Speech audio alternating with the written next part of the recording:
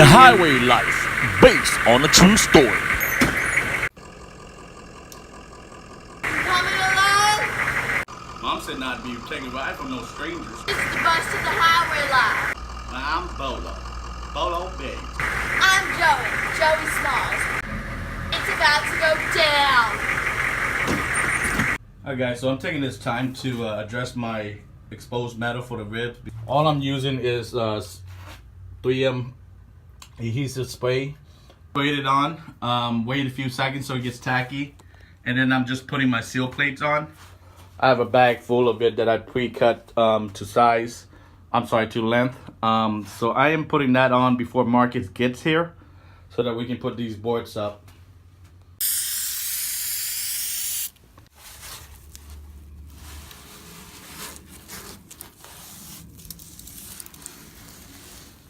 One-handed, guys. That's how I'm rolling. That's off this left side here, so I can use it for my next strip. I've already trimmed it, and it's just hanging up because of the overspray from the 3M spray. Basically, that's what it looks like, guys. I'm just covering the metal. I have a few more to do. I need to keep one exposed so that Marcus can see how wide we are working with on the ribs. I guess I should explain what this is. I picked it up from Home Depot a while back. First off, it's not a sill plate. It's actually a sill sealer. They use it in doorways or putting up a wall in home construction to prevent that seam, that little bit of a gap or moisture buildup. They use this for the sill plate. It goes in between the floor and the wall or the door jamb. It helps with keeping out moisture control, temperature control, heat, cold. My ceiling is insulated almost 3 inches, but also the inside of the ribs it's insulated. I didn't want to leave my metal exposed. You know, if I'm running heat in here and there should be somebody left the door open, whatever, I don't want moisture build up on the ribs. So this is gonna help protect it, to control that, to prevent that. This will do just fine.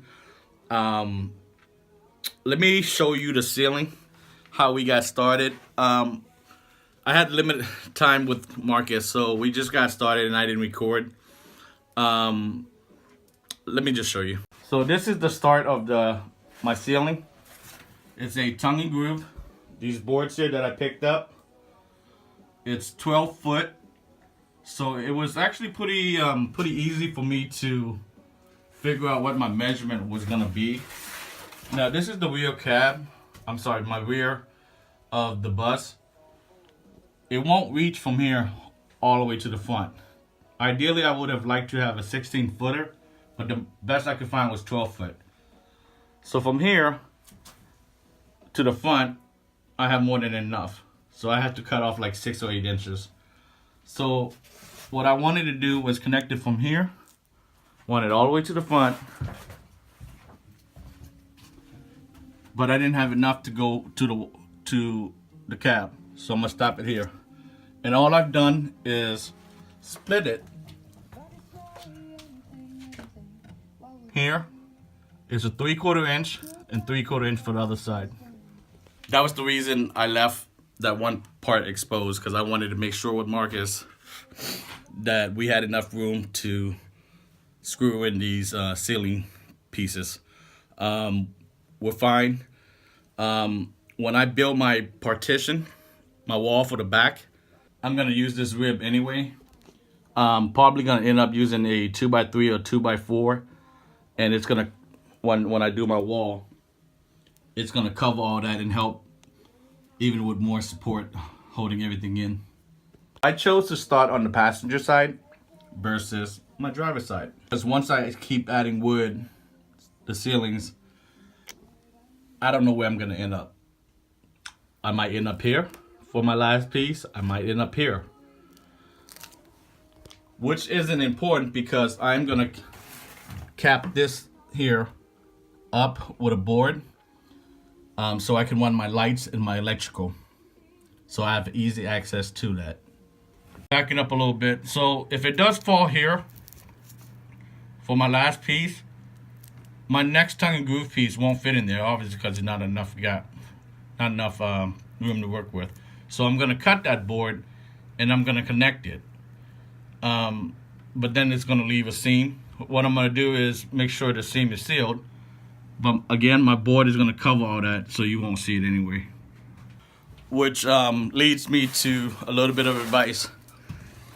If you mess up on something or it doesn't look perfect, don't kill yourself over it.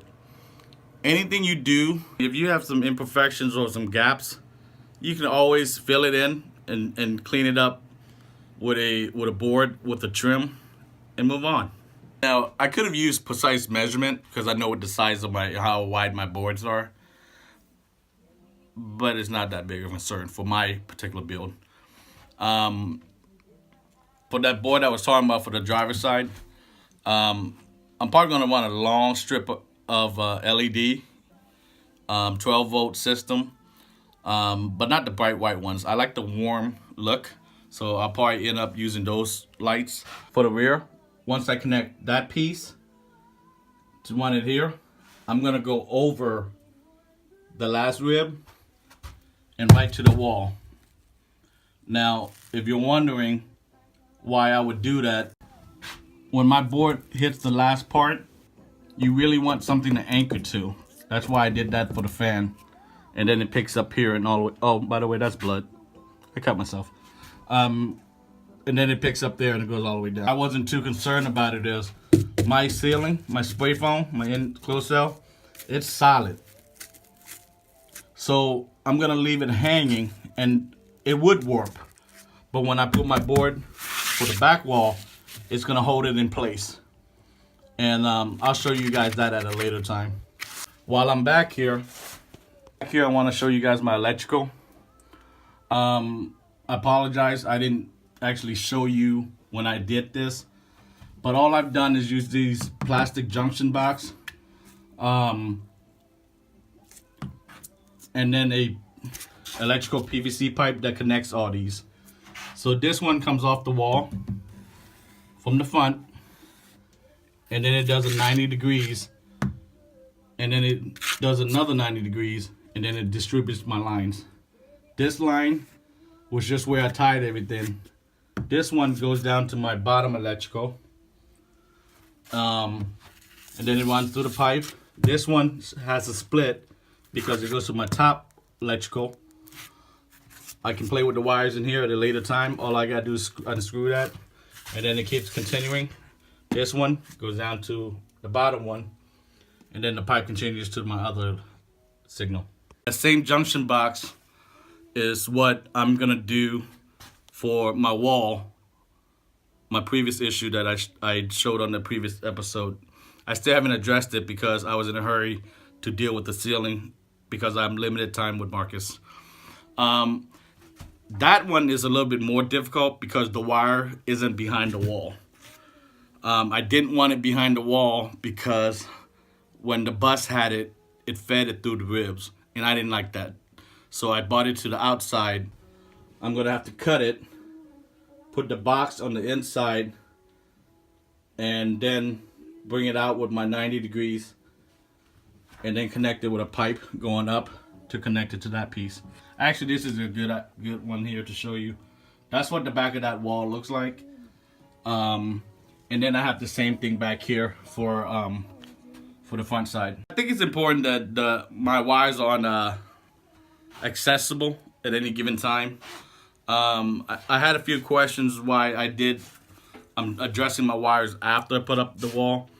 So the bus electrical is in those PVC tubes and behind the wall and have those little junction boxes. My 110 system, which will be limit, I'm not gonna go overboard, will be fixtured. Man, I don't know what the hell I'm saying. My furniture will hold my 110 outlets. The couch arm, maybe the feet, the kitchen cabinet, maybe the counter. But I can access it easily. I can add if I want. Basically, I'm gonna hide it throughout the bus. When we get to 110, an additional 12 volts, ceiling lights and so on, I'll be showing you guys that probably in the next episode or two. This is also a good time to tell you guys what I'm doing with the bottom of my seat. But the reason why I didn't remove my seat and then place the board, this seat needs to be as strong as it possibly can. If I put the wood down first and my boards down, my subfloor, and then anchor it down, wood gives out. Now I know my metal won't give out because it's sitting on rails from underneath. The rails of the bus is steel. So if it should move, if I slam on the brakes and so on, if some fatty was sitting in the chair, it won't snap. If I place my chair on the board, the wood will give. When I'm ready, all I'm going to use is my insulation board, the pink one. I'm going to cut it to size. I'm going to put my board, my subfloor board on it, and then anchor it down somehow. And that's how I'll adjust that. Now this is going to be a storage anyway. So all the imperfection is going to get hidden. Okay, since I got offhand, this is where we started. These are the boards. These boards here, guys, my midget tapper, my tap that ass, and my little hitter. These are just pieces left over. The reason why we cut it like that is because if you fit it into the groove, you can use a hammer or a mallet to help assist the board along so that it closes the gap.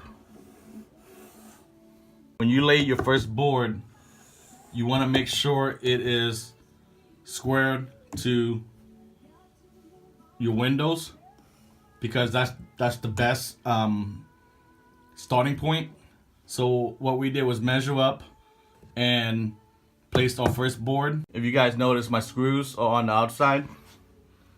I was originally gonna go with what Marcus was trying to help me with, was to put the screw on this tongue here where it kind of sinks down, and then I could put the next piece on. However, since we were using screws versus using finish nails like in a home, it was cracking the tongue part of the board. Since I was gonna paint the ceiling anyway, it didn't matter. But at least now I know what Marcus was talking about. We did pre-drill our screw holes first, so it wouldn't crack on us. Right through the rib. Make sure, guys, when you use your drill bit, push it down as far as you can. If you only need that much, do so. If you use the entire length, it will pull hard and right through your ceiling. So you can push it down. I think the board was almost a half an inch, plus I had about an inch and inch and a half of rib to work with. So what I did was just went about an inch, just to pierce the metal, pierce the wood, pierce the metal, and I was good. These are the screws that we use. It's typically used for finishing and adding trim. It's nice and fine, but it's also strong. We went with 1 5/8, and you see how thin it is? It will help not crack your wood. So after we laid the first piece, the second piece went on. We used this to assist it along to close the gap. But the one thing you guys need to do, since we are working on a curb, it gets really tight. Once you place your second piece, I would suggest bringing your first set of screws halfway out, so that you can move it back and forth to slide on your next piece. That worked really well. This gap here, guys, the reason why we started from the square of the window is because we wanted to make sure we stayed even. There is a metal, I guess rail if you want to call it, all the way down. When they weld it, it wasn't too even. So to compensate, we shifted up about less than a half an inch, but we squared everything off. I can fill this in with caulk or spray foam. It's gonna get hidden with trim anyway, because this board here still needs a trim. But I'm not too worried about that. Basically, this is what where we're at right now. Ideally, we love to have a third person working on it. 2 people holding it on each side. The third person drilling once it was in place. As long as we had a few screws and the next piece could go on while the third person was drilling the holes and putting the screws in. You don't want to work by yourself, only because if you're running back and forth, you might start staggering your ceiling, your boards, and it'll start to be uneven, and then your ending will just be whack. I'm sorry I didn't record it all, guys, but we were working really fast. We're gonna pick up on Sunday to finish this. What I'm gonna do tonight is finish my wiring. This one here, it's actually behind it already. This is the only one that is in this pipe because it's part of my original bus lighting. Each section there, it's gonna get electrical work, and I'm gonna bring it over and I'm gonna tack it in to the foam until the boards go in to hold it in place. I'm gonna cut my hose for it to feed the lines through, and then down the road I can put my recessed 12-volt warm lights in. Let me back up and show you guys what everything is looking like and how everything's progressing along. The walls there, just going all the way down my floor. Not much to look at right now, but it's getting there. 40-pound propane cylinder. I had to pick it up. Tractor Supply had it on sale. A 30-pound tank costs, at Tractor Supply costs 69 bucks. A 40-pound costs 89 bucks, but they had it on sale for 79. So I figured, hey, 10 bucks extra, I can use. I could sure use it. So I picked it up. I don't need it yet, but the sale is a sale. I know this was a horrible episode, but I wanted to show you guys before I got too ahead myself what and how we are starting. I didn't get any video coverage of that today, but we are picking up on Sunday because we need a third person.